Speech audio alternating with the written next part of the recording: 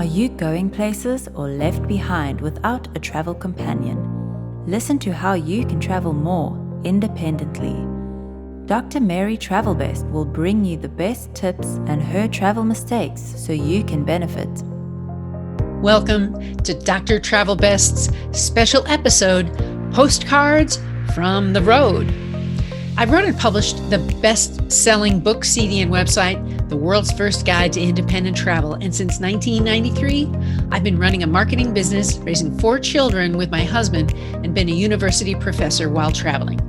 These travel experiences are necessary tools, so I want to share them so you make your trip the very best, like Travel Best. So in this special episode, the FAQ is, what's the one thing not to miss in Mexico City?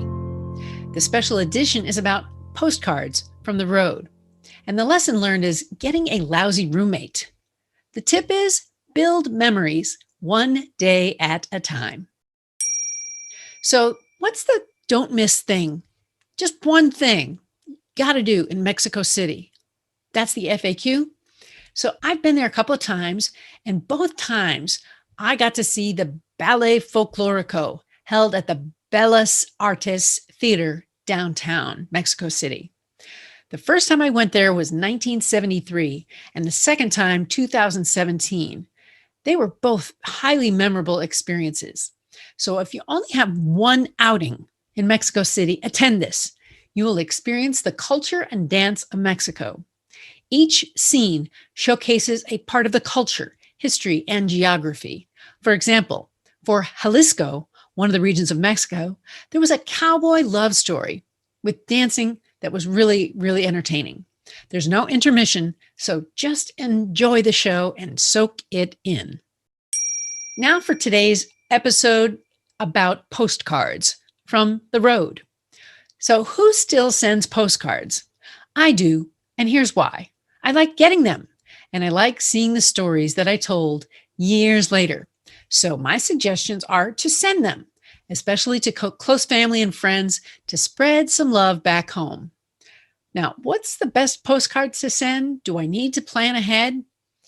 The art of postcards is to send one that captures the essence of where you've been. That could be a destination or a method of travel, such as riding a train through China. The science of postcards is to send ones that deliver meaningful history and culture in a proof of environment. You can say, I went here with a factual card showing the Statue of Liberty in New York, for example. For me, I create labels and write the addresses on the labels and bring that list sheet with me on my trip. Then when I just have a card and a stamp, I merely write a short message, add my stamp and my label, and send back to loved ones. However, it can be even easier. My friend Sandra uses Postmates, and so I've tried to do this for practice before my next trip. So she says, I love getting postcards. I've been known to send up to 100 per trip.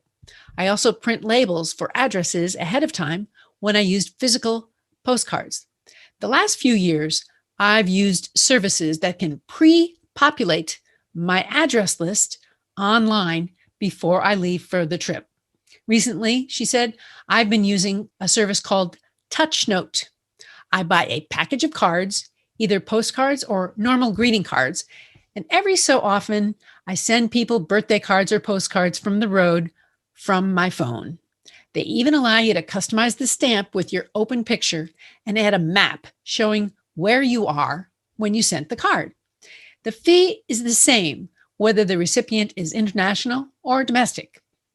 So here's 2 that I tested. I tested Postable and mypostcard.com. Postable will make any kind of card you want. I did one while preparing this episode. It was easy. There was no friction. And then mypostcard.com, I sent one to my daughter who lives in Taiwan just now. These are low-cost ways to stay in touch on the road. So if you prefer to just add a stamp and a label, you can mail from abroad. Even easier could be the digital postcard creation that sends a hard copy to their mailbox with a customized photo from you. Now for today's lessons learned. getting a lousy roommate. When you travel, sometimes you may get stuck with a bad roommate. I was in Kenya and nervous about getting malaria. During the middle of the night, my roommate opened the window and let the mosquitoes in, causing me to get lots of bites.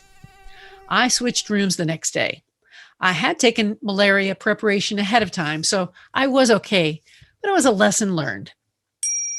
Today's travel advice: build memories one day at a time.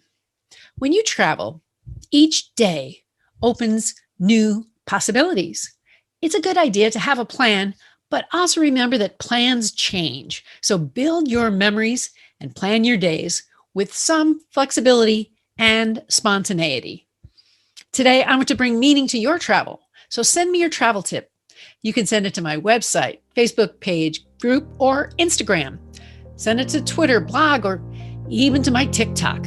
Maybe you'll see your tips in my next travel book on independent destinations. What's on your bucket list? What's on your travel bucket list?